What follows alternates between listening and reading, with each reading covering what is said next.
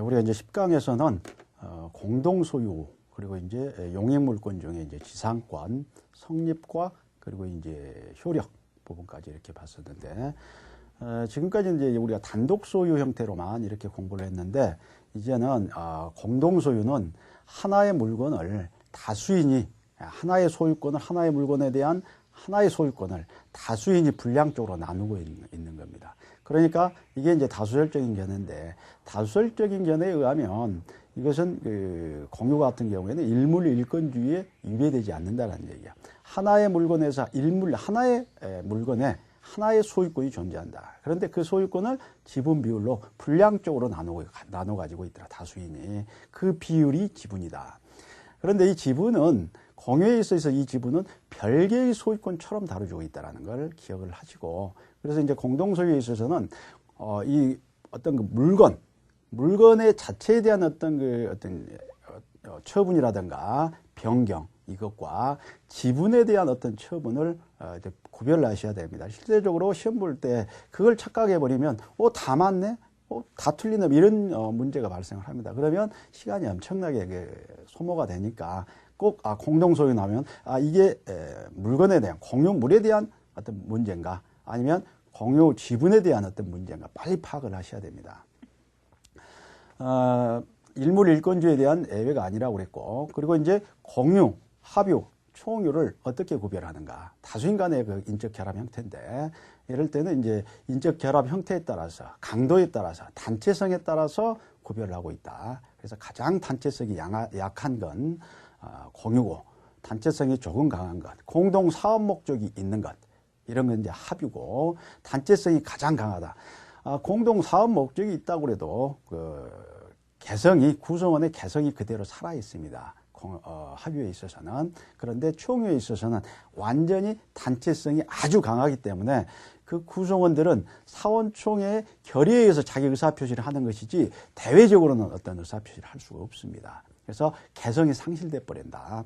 그렇기 때문에 공유와 합유는 지분이 있는데 총유에는 지분 자체가 없습니다. 뭐 우리가 동창회 가서 내 지분 주장하면 그럼 엉뚱한 어떤 사람 취급을 받게 되겠죠. 교회 가서도 마찬가지예요. 교회에 대한 어떤 내 지분이 있다. 뭐 이거 말이 안 되죠.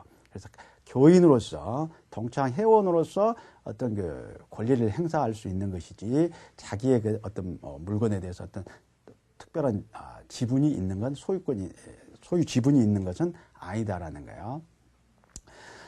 공유물을 처분한다든가 변경한다든가 합유물 처분 변경을 한다든가 이럴 때는 전원 동의에 의합니다. 각자가 할 수 없어요. 공유 물건에 대해서. 그런데 지분에 대해서는 그렇지 않습니다. 공유 지분을 처분하는 것은 자유스럽다. 그런데 합유 지분은 자유스럽지 않습니다. 전원 동의에서 처분한다. 그리고 이제 이 관리 행위, 이용 개량하는 행위, 이것은 이제 공유에 있어서는 지분 과반수로 결정한다. 합의에 있어서는 이건 이제 뭐 규약에 의해서 결정하겠죠. 그리고 이제 수익은 어떻게 할 것이냐. 이것은 지분 비율로, 사용 수익은 지분 비율로 공유물 전부에 대해서 어떤 권리를 행사를 합니다.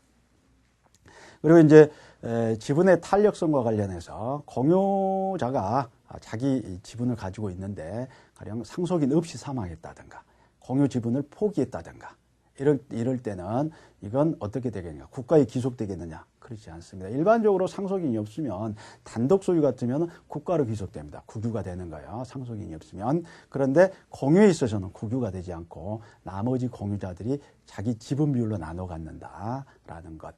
그런데 합의에 있어서는 그렇지 않다고 그랬죠. 합의에 있어서는 상속인이 있건 없건 상속인이 있다 하더라도 상속이 되지 않고 상속인이 없다 하더라도 국가에 귀속되지 않고 나머지 합의자들이 지분 비율로 나눠 갖고 상속인이 있을 때는 이제 상속인에게 금전 보상을 해주면 그걸로 끝난다고 그랬습니다.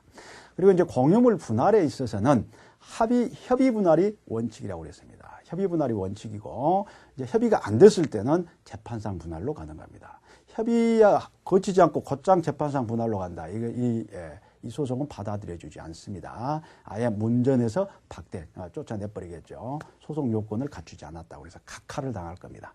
그래서 이제 일단 협의가 안 됐다. 이런 경우에는 이제 재판상 분할을 하게 되는데, 재판상 분할에 있어서는 이건 공유물 분할에서는 형성해소라고 그랬습니다. 거기에 대한 판결은 형성 판결.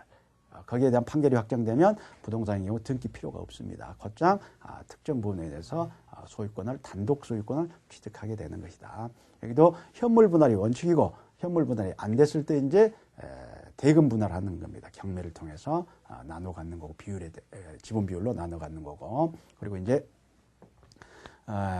가액 배상도 있다고 그랬어요. 공유자 중에 1인이 단독 소유하고 나머지 자들에게 지분 비율로 이렇게 배상을 해주는 것.